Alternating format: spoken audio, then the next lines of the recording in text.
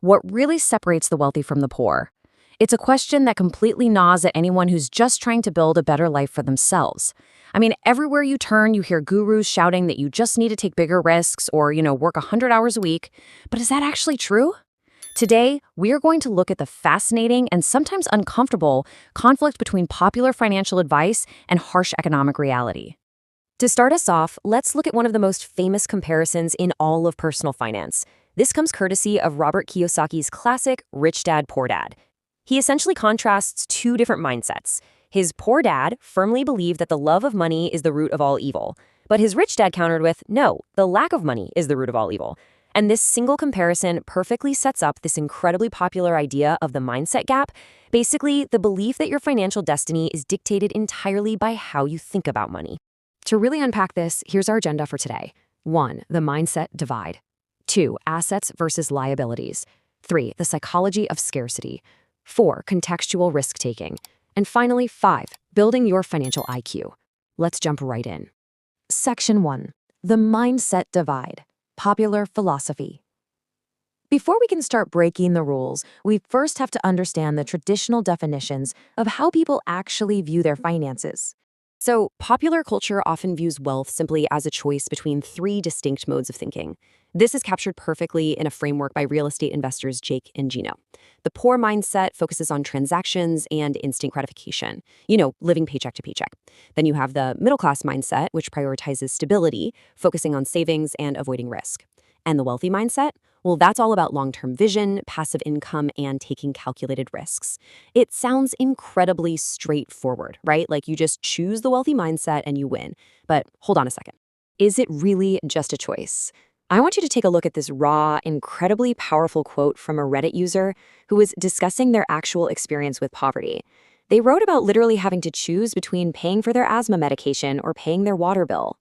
When you are in that kind of situation, the so-called poor mindset isn't a lack of ambition, and it's certainly not a moral failing. It is pure, exhausting survival mode. You can't focus on long-term investments when you literally cannot breathe. Section 2. Assets versus liabilities. The mechanics of wealth. Keeping that reality in mind, let's look at the actual mechanics of building wealth, because there's a fundamental rule here that everyone absolutely needs to understand. So, the crucial point is the often misunderstood difference between true assets and liabilities. In standard pop finance, an asset is simply something that puts money into your pocket, like dividend stocks or rental income. A liability takes money out of your pocket. And here's the kicker, the one that trips everyone up. That 30-year mortgage on your primary home, until it is completely paid off, it is taking cash out of your pocket every single month. It's actually a liability disguised as an asset. And misunderstanding this leads directly to what's called the fear and greed trap. People get caught in the rat race because they're constantly driven by the fear of losing their job, combined with the greed of buying more things that are liabilities they mistakenly think are assets. They just work constantly for money, running on this frantic treadmill of delayed gratification that never actually pays off, instead of forcing their money to work for them. Section 3. The psychology of scarcity, the academic twist. Okay, here's where we execute a major paradigm shift and pivot from pop finance over to hard science. Enter Harvard economist Sendhil Mullainathan. His academic research completely shatters the idea that bad financial decisions are just character flaws. His work proves that poverty, or really scarcity of any kind, acts as a systemic drain on your mental bandwidth. It actually reduces your cognitive resources. It is not about who you are, it's about the crushing weight of the environment you're operating in. And this brilliantly illustrates his concept using what he calls the suitcase metaphor. Imagine packing a massive suitcase for a trip. It's easy, right? You throw everything in, you still have room to spare. Now imagine packing a tiny carry-on. Suddenly it's a complex puzzle. If you pack an extra pair of shoes, you absolutely have to remove a sweater. When your resources are scarce, every single financial decision involves a trade-off. That constant, high-stakes decision-making is a massive cognitive burden that literally drains your brain power. If you want real-world proof, look at the harvest effect. Researchers actually studied sugarcane farmers in India. Now, these farmers receive their entire annual income all at once during the harvest. Before the harvest, they're quite poor. After, they are relatively rich. The researchers gave them cognitive tests at both times. And the results are mind-blowing. The exact same people scored significantly higher on intelligence tests and had far lower biological stress levels after the harvest. Being in a state of scarcity literally made them less capable. They proved this again with Princeton students in a game similar to Family Feud. They gave some students a lot of time to answer questions, making them rich, and gave others very little time, making them poor. They also gave them the option to borrow time from future rounds, but at a terrible 100% interest rate. The poor group consistently overborrowed time just to survive the current round, which completely ruined their overall score. Desperation forces short-term survival decisions. To an outsider, that looks like a bad habit, but actually it's a contextual trap. Section 4. Contextual risk-taking. The risk illusion. This brings us to a really fascinating realization about risk. Now, what's really interesting about this slide is the massive gap in business investments. In the domain of business and entrepreneurial investments, the research shows a huge divide. A standard increase in risk tolerance leads to a 2.7% rise in business investment for wealthy individuals, but compared to just 1.2% for the non-wealthy. So when it comes to business, having wealth absolutely enables you to swing for the fences. But watch what happens when disaster strikes. Something like a market crash or a sudden job loss. Economists call this a wealth shock. When the non-wealthy get hit, their risk-taking actually goes up. It's the desperation effect. They have nothing left to lose, so they might buy lottery tickets or take on bad loans.